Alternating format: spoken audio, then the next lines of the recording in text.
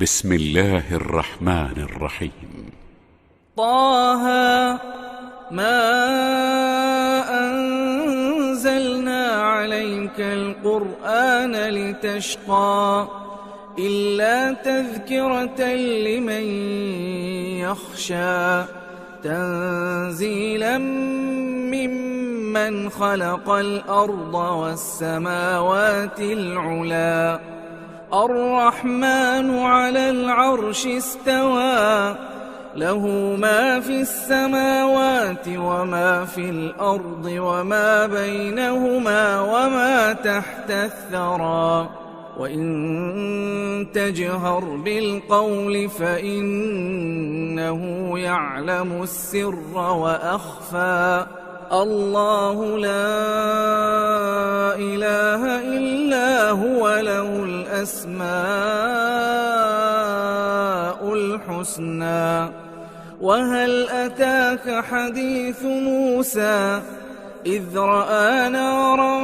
فقال لأهلهم كثوا إني آنست نارا لعلي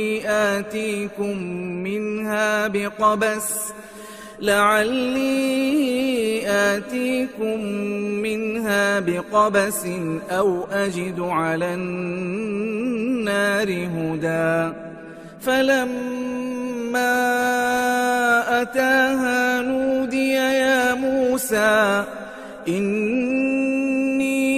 أنا ربك فاخلع نعليك إنك بالوادي المقدس طوى وأنا اخترتك فاستمع لما يوحى إنني أنا الله لا إله إلا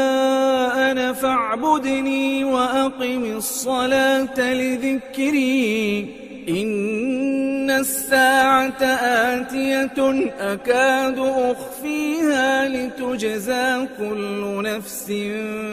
بما تسعى فلا يصدنك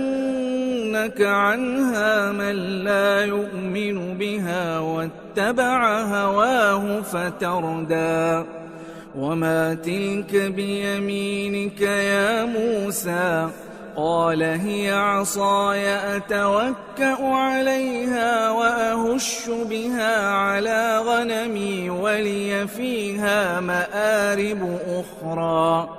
قال ألقها يا موسى فألقاها فإذا هي حية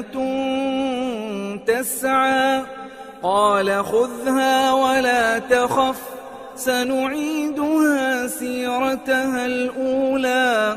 واضمم يدك إلى جناحك تخرج بيضاء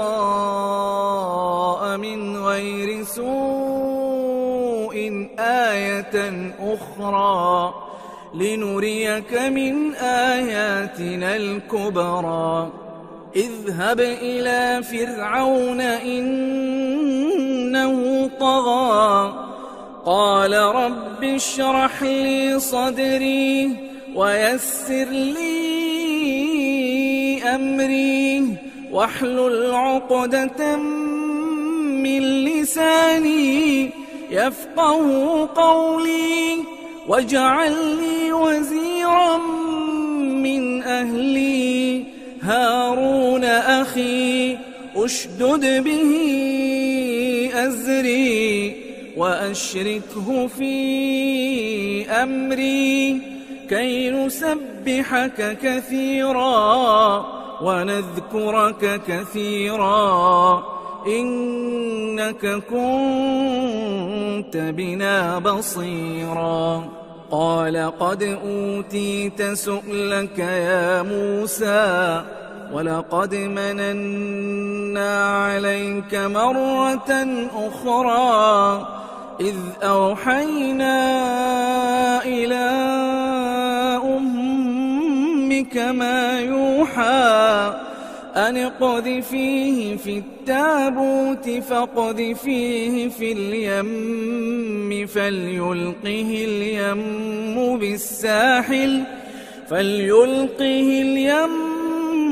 بالساحل يأخذه عدو لي وعدو له وألقيت عليك محبة مني ولتصنع على عيني إذ تمشي أختك فتقول هل أدلكم على من يكفله فرجعناك إلى أمك كي تقر عينها ولا تحزن وقتلت نفسا فنجيناك من الغم وفتناك فتونا فلبثت سنين في أهل مدين ثم جئت على قدري يا موسى واصطنعتك لنفسي اذهب أنت وأخوك بآياتي ولا تنيا في ذكري اذهبا إلى فرعون إنه طغى فقولا له قولا لينا لعله يتذكر أو يخشى قالا ربنا إننا نخاف أن يفرط علينا أو أن يطغى قال لا تخافا إنني معكما أسمع وأرى فأتياه فقولا إنا رسولا ربك فأرسل معنا بني إسرائيل ولا تعذبهم قد جئناك بآية من ربك والسلام على من اتبع الهدى إنا قد أوحي إلينا أن العذاب على من كذب وتولى قال فمن ربكما يا موسى قال ربنا الذي أعطى كل شيء خلقه ثم هدى قال فما بال القرون الأولى قال علمها عند ربي في كتاب لا يضل ربي ولا ينسى الذي جعل لكم الأرض مهدا وسلك لكم فيها سبلا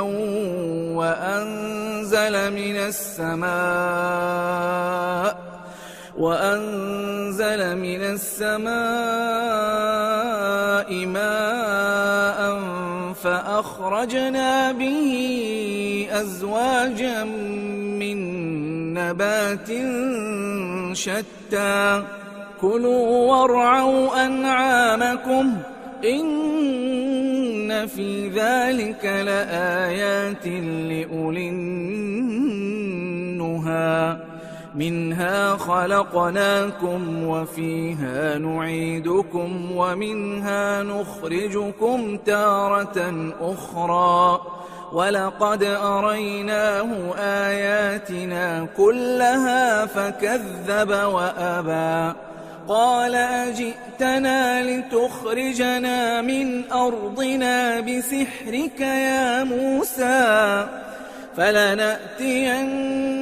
بسحر مثله فاجعل بيننا وبينك موعدا لا نخلفه نحن ولا أنت مكانا سوى قال موعدكم يوم الزينة وأن يحشر الناس ضحى فتولى فرعون فجمع كيده ثم أتى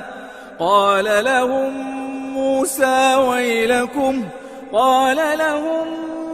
موسى ويلكم لا تفتروا على الله كذبا فيسحتكم بعذاب وقد خاب من افترى فتنازعوا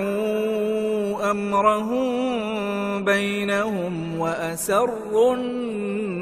النجوى قالوا إن هذان لساحران يريدان أن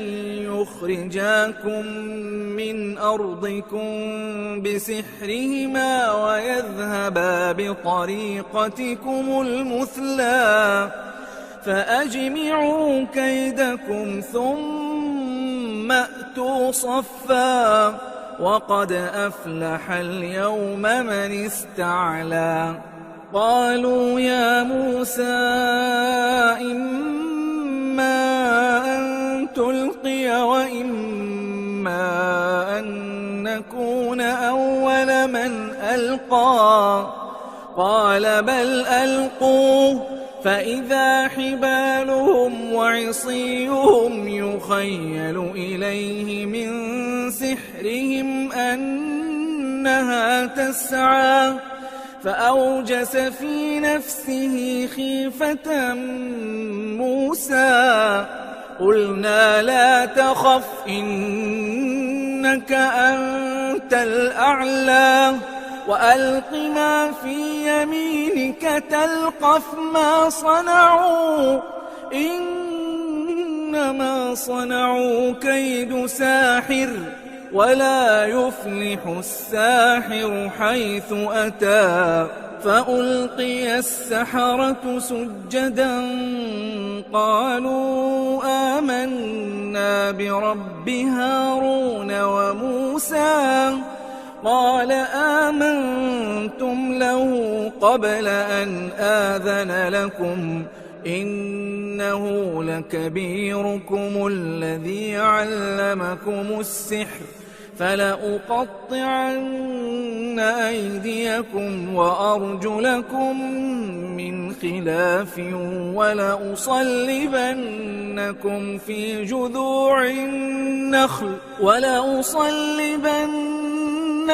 في جذوع النخل ولتعلمن أينا أشد عذابا وأبقى قالوا لن نؤثرك على ما جاءنا من البينات والذي فطرنا فاقض ما أنت قاض إنما تقضي هذه الحياة الدنيا إنا آمنا بربنا ليغفر لنا خطايانا وما أكرهتنا عليه من السحر والله خير وأبقى إنه من يأت ربه مجرما فإن له جهنم لا يموت فيها ولا يحيا ومن يأته مؤمنا قد عمل الصالحات فأولئك لهم الدرجات العلى جنات عدن تجري من تحتها الأنهار خالدين فيها وذلك جزاء من تزكى ولقد أوحينا إلى موسى أن أسر بعبادي فاضرب لهم طريقا في البحر يبسا لا تخاف دركا ولا تخشى فأتبعهم فرعون بجنوده فغشيهم من اليم ما غشيهم وأضل فرعون قومه وما هدى يا بني إسرائيل قد نجيناكم من عدوكم وواعدناكم جانب الطور الأيمن ونزلنا عليكم المن والسلوى كلوا من طيبات ما رزقناكم ولا تطغوا فيه فيحل عليكم غضبي ومن يحلل عليه غضبي فقد هوى وإني لغفار لمن تاب وآمن وعمل صالحا ثم اهتدى وما أعجلك عن قومك يا موسى قال هم أولئك على أثري وعجلت إليك رب لترضى قال فإنا قد فتنا قومك من بعدك وأضلهم السامري فرجع موسى إلى قومه غضبان أسفا قال يا قوم ألم يعدكم ربكم وعدا حسنا أفطال عليكم العهد أم أردتم أن يحل عليكم غضب من ربكم فأخلفتم موعدي قالوا ما أخلفنا موعدك بملكنا ولكننا حملنا أوزارا من زينة القوم فقذفناها فكذلك ألقى السامري فأخرج لهم عجلا جسدا له خوار فقالوا هذا إلهكم وإله موسى فنسي أفلا يرون ألا يرجع إليهم قولا ولا يملك لهم ضرا ولا نفعا ولقد قال لهم هارون من قبل يا قوم إنما فتنتم به وإن ربكم الرحمن فاتبعوني وأطيعوا أمري قالوا لن نبرح عليه عاكفين حتى يرجع إلينا موسى قال يا هارون ما منعك إذ رأيتهم ضلوا ألا تتبعني أفعصيت أمري قال يا ابن أم لا تأخذ بلحيتي ولا برأسي إني خشيت أن تقول فرقت بين بني إسرائيل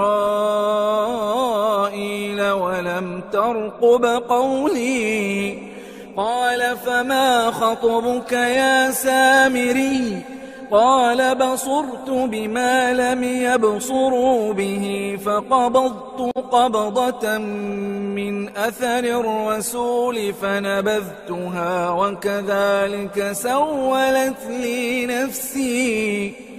قال فاذهب فإن لك في الحياة أن تقول لا مساس وإن لك موعدا لن تخلفه وانظر إلى إلهك الذي ظلت عليه عاكفا لنحرقنه ثم لننسفنه في اليم نسفا إنما إلهكم الله الذي لا إله إلا هو وسع كل شيء علما كذلك نقص عليك من أنباء ما قد سبق وقد آتيناك من لدنا ذكرا من أعرض عنه فإنه يحمل يوم القيامة وزرا خالدين فيه وساء لهم يوم القيامة حملا يوم ينفخ في الصور ونحشر المجرمين يومئذ زرقا يتخافتون بينهم إن لبثتم إلا عشرا نحن أعلم بما يقولون إذ يقول أمثلهم طريقة إن لبثتم إلا يوما ويسألونك عن الجبال فقل ينسفها ربي نسفا فيذرها قاعا صفصفا لا ترى فيها عوجا ولا أمتا يومئذ يتبعون الداعي لا عوج له وخشعت الأصوات للرحمن فلا تسمع إلا همسا يومئذ لا تنفع الشفاعة إلا من أذن له الرحمن ورضي له قولا يعلم ما بين أيديهم وما خلفهم ولا يحيطون به علما وعنت الوجوه للحي القيوم وقد خاب من حمل ظلما ومن يعمل من الصالحات وهو مؤمن فلا يخاف ظلما ولا هضما وكذلك أنزلناه قرآنا عربيا وصرفنا فيه من الوعيد لعلهم يتقون أو يحدث لهم ذكرا فتعالى الله الملك الحق ولا تعجل بالقرآن من قبل أن يقضى إليك وحيه وقل رب زدني علما ولقد عهدنا إلى آدم من قبل فنسي ولم نجد له عزما وإذ قلنا للملائكة اسجدوا لآدم فسجدوا إلا إبليس أبى فقلنا يا آدم إن هذا عدو لك ولزوجك فلا يخرجنكما من الجنة فتشقى إن لك ألا تجوع فيها ولا تعرى وأنك لا تظمأ فيها ولا تضحى فوسوس إليه الشيطان قال يا آدم هل أدلك على شجرة الخلد وملك لا يبلى فأكلا منها فبدت لهما سوآتهما وطفقا يخصفان عليهما من ورق الجنة وعصى آدم ربه فغوى ثم اجتباه ربه فتاب عليه وهدى قال اهبطا منها جميعا بعضكم لبعض عدو فإما يأتينكم مني هدى فمن من اتبع هداي فلا يضل ولا يشقى ومن أعرض عن ذكري فإن له معيشة ضنكا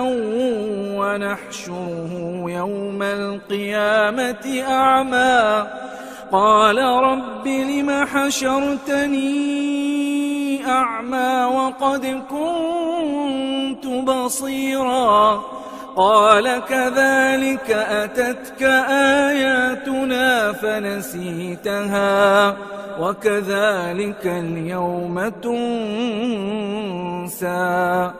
وكذلك نجزي من أسرف ولم يؤمن بآيات ربه ولعذاب الآخرة أشد وأبقى أفلم يهد لهم كم أهلكنا قبلهم من القرون يمشون في مساكنهم إن في ذلك لآيات لأولي النهى ولولا كلمة سبقت من ربك لكان لزاما وأجل مسمى فاصبر على ما يقولون وسبح بحمد ربك قبل طلوع الشمس وقبل غروبها ومن آناء الليل فسبح وأطراف النهار لعلك ترضى ولا تمدن عينيك إلى ما متعنا به أزواجا منهم زهرة الحياة الدنيا لنفتنهم فيه ورزق ربك خير وأبقى وأمر أهلك بالصلاة واصطبر عليها لا نسألك رزقا نحن نرزقك والعاقبة للتقوى وقالوا لولا يأتينا بآية من ربه أولم تأتهم بينة ما في الصحف الأولى ولو أنا أهلكناهم بعذاب من قبله لقالوا ربنا لولا أرسلت إلينا رسولا فنتبع آياتك من قبل أن نذل ونخزى قل كل متربص